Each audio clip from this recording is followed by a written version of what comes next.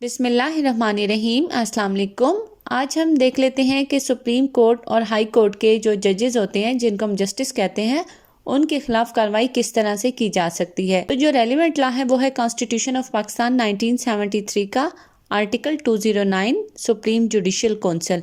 इसमें यह बताया गया है कि कोई भी हाई कोर्ट का जज हो या सुप्रीम कोर्ट का जज हो, अगर वो incapable of properly performing his duties हो बाय रीजन ऑफ फिजिकल और मेंटल इनकैपेसिटी, या फिर गिल्टी ऑफ मिसकंडक्ट पाया जाए, ये इंफॉर्मेशन मिले कौंसल को, जो सुप्रीम जुडिशियल काउंसिल है, या फिर प्रेसिडेंट को ये इंफॉर्मेशन किसी भी सोर्स से मिलती है, तो प्रेसिडेंट साहब रेफरेंस बना के सुप्रीम जुडिशियल काउंसिल में भिजवा देते हैं। तो वो फिर इंक्वायरी करती हैं इन पे कि वाकई ही जो जज है वो प्रॉपरली परफॉर्म नहीं कर पा रहा अपनी ड्यूटी, फिजिकल या मेंटल इनकैपेसिटी की वजह से, या फिर गिल्टी ऑफ मिसकंडक्ट है।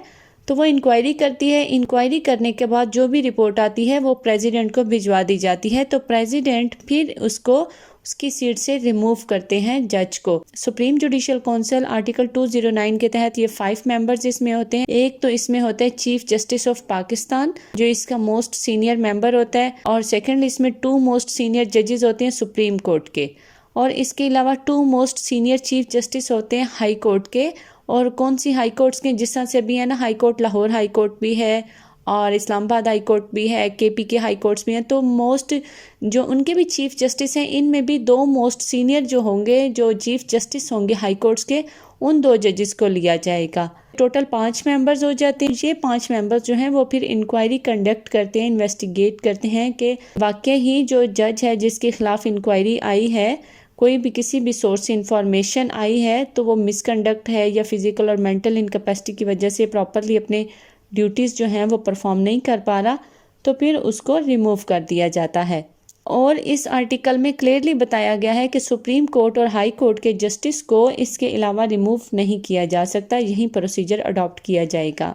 और अगर कोई मेंबर जो सुप्रीम जुडिशियल काउंसिल का हो, उसके खिलाफ इस तरह से कोई इंफॉर्मेशन आती है, तो फिर उसकी जगह पे जो नेक्स्ट सुप्रीम कोर्ट का जस्टिस होगा उसको ले लिया जाता है, उसको निकाल के, जाहिर है जिसकी इंक्वायरी चल रही है उसको तो नहीं इस काउंसिल में शामिल किया जा सकता।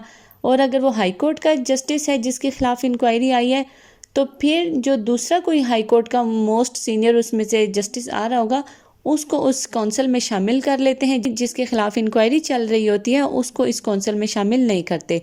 और जो भी सुप्रीम जुडिशियल काउंसिल का फैसला होगा वो फाइनल होगा, वो किसी भी कोर्ट में उसको चैलेंज नहीं किया जा सकता। और इसका जो सेक्रेटरी होता है सुप्रीम जुडिशियल काउंसिल का, वो रजिस्ट्रार होता है सुप्रीम कोर्ट का। मेजॉरिटी का जो फैसला होगा वो इसका फैसला तस्वर किया जाएगा, क्योंकि इसमें 5 मेंबर्स हैं, तो ज़ाहिर है 3 तो एक तरफ होंगे, 2 एक तरफ होंगे। तो ये था हमारा आज का टॉपिक। दुआओं में याद रखिएगा। Thank you so much. अल्लाह हाफिज़।